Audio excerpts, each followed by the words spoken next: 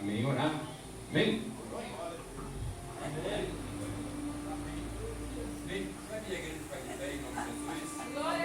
Aleluia! Glória! Santo é o teu nome, Jesus. Glorificado seja o teu santo nome, meu Senhor. Amado Deus, estamos aqui mais uma vez. Sim, agora, Deus. Senhor. Abençoa a sua missionária, Senhor. Bote palavras na boca dela, Senhor, e para que Sim, a Deus. palavra toque no coração Em nome de de Jesus. Senhor. E para que a gente possamos sair daqui, não o dia que a gente chegou, Senhor, mas vai cheio de unção. E Deus abençoa a gente, Em nome de Senhor, Jesus. e quebra pelo nosso coração. Glória, Deus, mal, aleluia. bota a bola de fogo em volta de cada um, Senhor. E abençoa aquelas pessoas também que não estão aqui porque todos sabem a causa do Senhor. Abençoando sempre elas e protegendo também, cuidando do pé de cada um de nós, Senhor. E em nome de Jesus, amém. Amém. Glória a Deus. A paz do Senhor novamente, igreja. Amém. O Glória! Joel sempre me botando à prova. Sempre tento dar uma corridinha, mas nunca dá certo. Então sempre eu estou aqui à disposição do Mestre para fazer o que Ele quiser, porque a gente é apenas canal, né? Então eu estou aqui como canal do Espírito Santo, que Ele venha fazer a obra neste lugar, amém? Abra comigo em 2 Reis 4:15.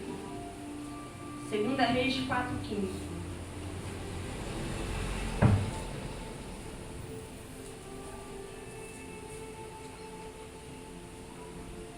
Estou muito feliz porque estamos dedicando o nosso domingo totalmente ao Senhor neste dia.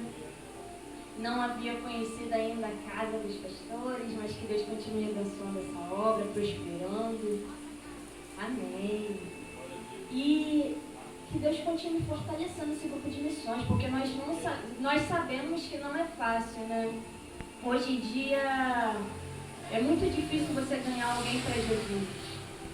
Porque cada vez mais vem o esfriamento, cada vez mais o diabo toma posse das brechas que são abertas, mas nós temos, como o mundo lá fora diz, enquanto a vida é esperança, eu digo, enquanto há Cristo há esperança. Então até a eternidade nós temos esperança que iremos salvar muitos para Jesus ainda.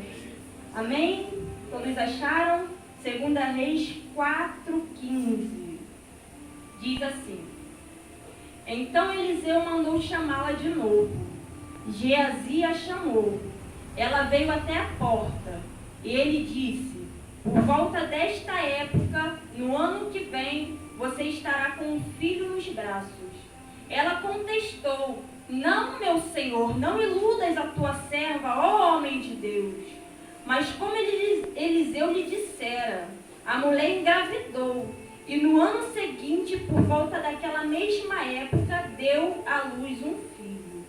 O menino cresceu e certo dia foi encontrar-se com seu pai, que estava com os ceifeiros. De repente ele começou a clamar, a chamar o pai, gritando: ai a minha cabeça, ai a minha cabeça. O pai disse a um servo: leve-o para mãe. O servo o pegou e o levou à mãe. O menino ficou no colo dela até o meio-dia e morreu. Vamos pular para o 27. Perdão, 25, 26. Corra ao encontro e pergunte a ela: está tudo bem com você? Tudo bem com seu marido e com seu filho? Ela respondeu a Geazi: está tudo bem. Ao encontrar o homem de Deus no monte, ela se abraçou aos seus pés. Geazi veio para afastá-la, mas o homem de Deus lhe disse: deixe-a em paz. Ela está muito angustiada. Mas o Senhor nada me revelou e escondeu de mim a razão de sua angústia. 28. E disse a mulher: acaso eu te pedi um filho, meu Senhor? Não te disse para não me dar falsas esperanças? Então Eliseu disse a Geazi: ponha a capa por dentro do cinto, pegue o meu cajado e corra. Se você encontrar alguém, não cumprimente. E se alguém cumprimentar, não responda. Quando lá chegar, ponha o meu cajado sobre o rosto do menino. Mas a mãe do menino disse: juro pelo nome do Senhor e por tua vida que, se ficares, não irei. Amém. Só até aqui. A igreja pode se assentar. Essa palavra é uma palavra bastante conhecida que diz a respeito da sunamita. A Bíblia nos relata que sunamita ela era uma mulher rica, ela vivia no meio do seu povo, o seu marido era avançado de idade, porém ela não tinha filhos.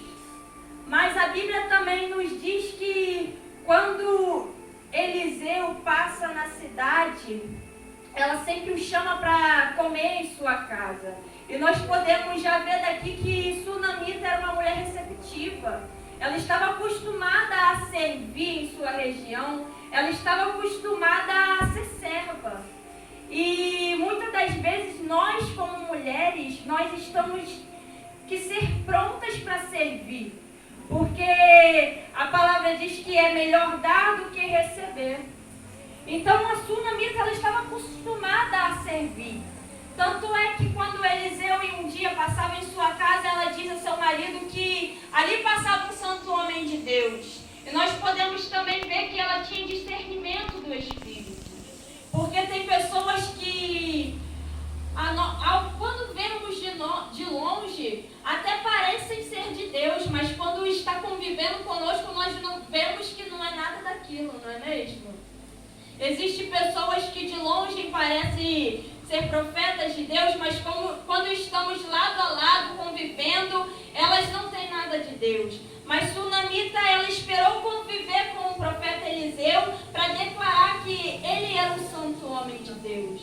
E ela teve essa percepção, essa sensibilidade, e ela decidiu colocá-lo perto dela, fez um quartinho para ele perto de sua casa. E ao decorrer do versículo, Eliseu, ele se sente, vamos dizer, constrangido, porque nós sabemos que quem é profeta, quem é usado por Deus, quando ele recebe uma boa ação, ou ele acha que é algo por interesse, a pessoa quer retrair dele o dom que Deus o deu, ou ele não percebe às vezes que é somente Deus cuidando dele. E quando Eliseu ele se vê nesse estado de estar sendo cuidado, de estar sendo, vamos dizer, em família, né? Porque ela o acolheu.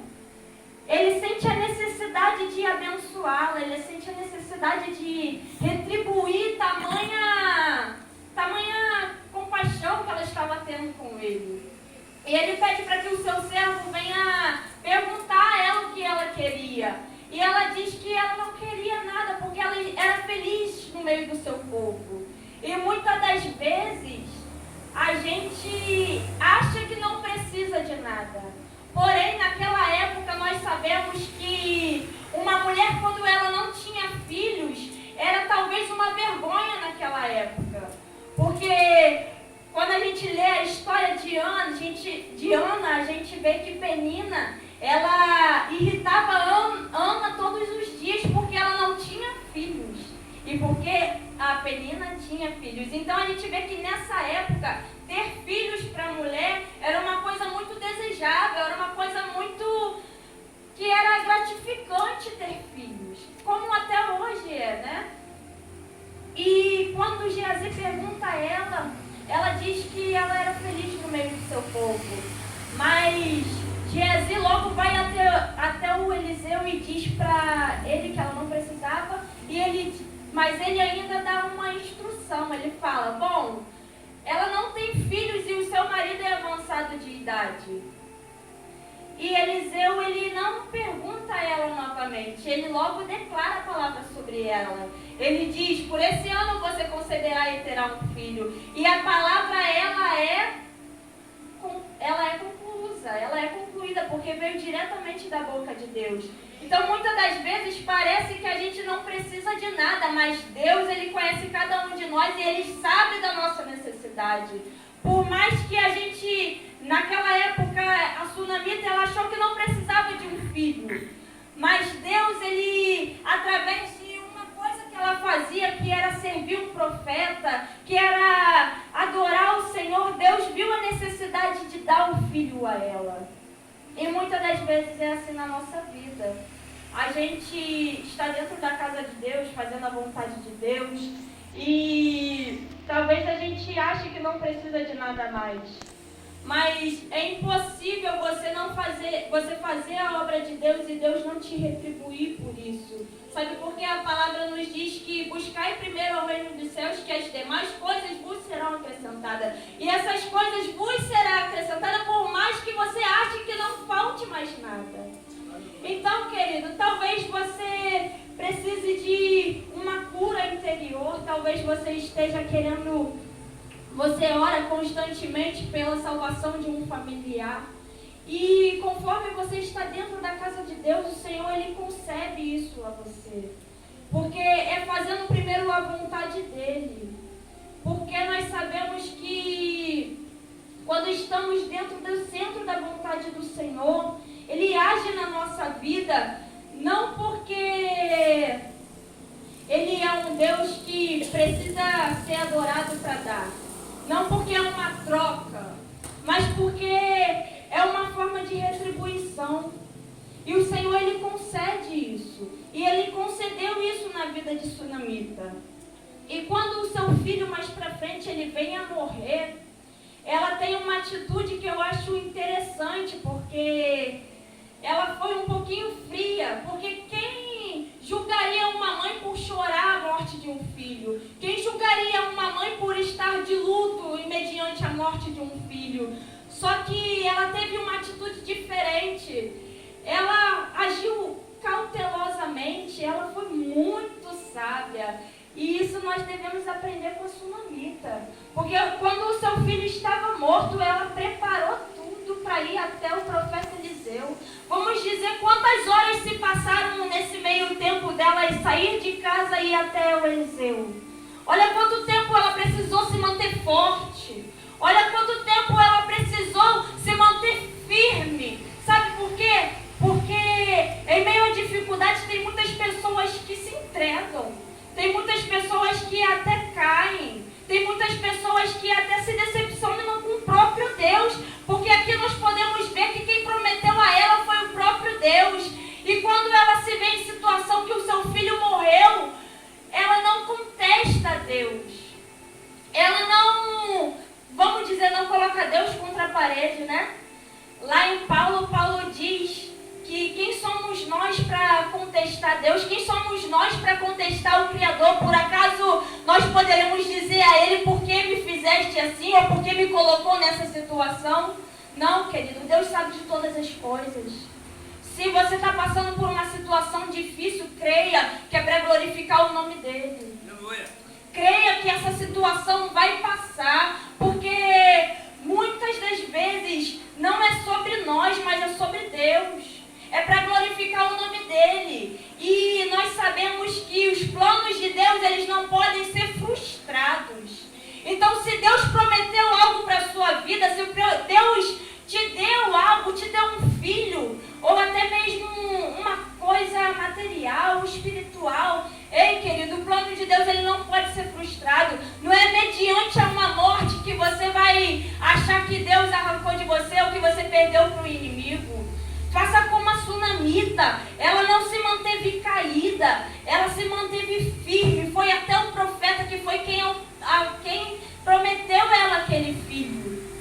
E ela chegou e deu de cara logo com Geazi. A palavra diz que Geazi perguntou a ela se ela estava bem, perguntou se o marido estava bem e se o filho estava bem. E eu me impressiono com a palavra que ela fala, que ela diz, está tudo bem.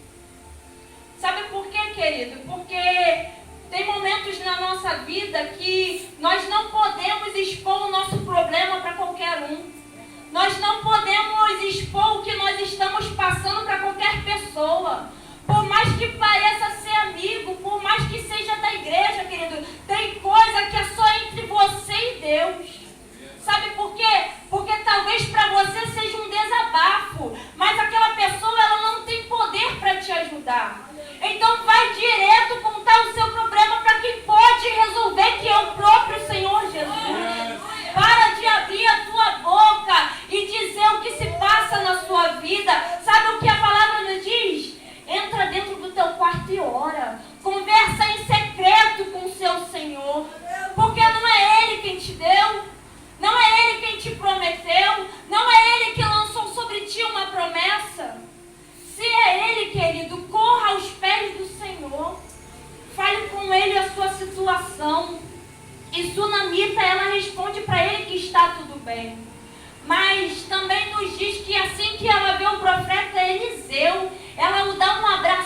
começa a chorar. E ele percebe que ela está muito amargurada. Porque ela se abriu, ela se manteve sensível do lado da pessoa certa. Ela se expôs do lado da pessoa certa. Ela ali não contou o seu problema, mas ela ficou vulnerável perto da pessoa certa. Sabe por quê? Porque às vezes a gente fica vulnerável perto de qualquer um. A gente fica vulnerável perto de qualquer pessoa que muitas das vezes por trás de você não é nem o seu amigo. Então, querido, coloque um sorriso no rosto. Se mantenha firme. Erga a cabeça e diz: está tudo bem. Sabe por quê? Quem está com você é o próprio Deus. Quem está nessa causa é o próprio Jesus. Aquele que nunca perdeu uma sequer batalha. Aquele que acalma a tempestade. Aquele que abriu o mar vermelho. Aquele, querido, que cuidou do povo de Israel em meio ao deserto. Ei, querido, não fique fraco mediante a situação que você esteja passando. Se mantenha firme. Até porque nós estamos aqui como igreja, nós estamos aqui recebendo o alimento de Deus culto após culto. Então, se você não se mantém firme em momento de dificuldade, é porque tudo que você está recebendo, você não está guardando. Tudo que você está comendo dentro da igreja, retendo a palavra do Senhor, você não está guardando. Sabe por quê? Deus muitas das vezes ele nos alimenta para que no momento certo a gente venha ter estoque. Para que no momento certo a gente venha saber usar a nossa força. Sabe por quê? Quando Jesus estava no deserto, o inimigo chega nele e fala com uma palavra: ah, se você é filho de Deus, faz essa pedra virar pão.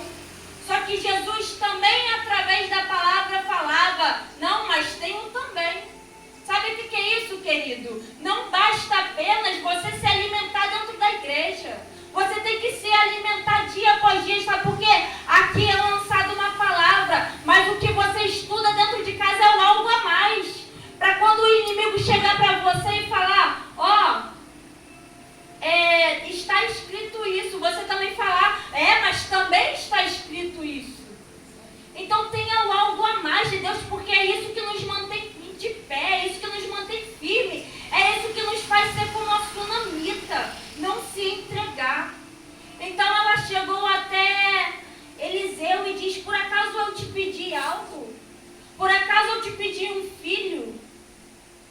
E Eliseu, ele não sabia o que fazer naquele momento. Mas ele teve uma ação que foi dar o cajado para Geazi, e Geazi chegou primeiro até o menino. Mas com aquela atitude, o menino não viveu. Nós podemos ver que quem lança a palavra é quem tem o poder para fazer.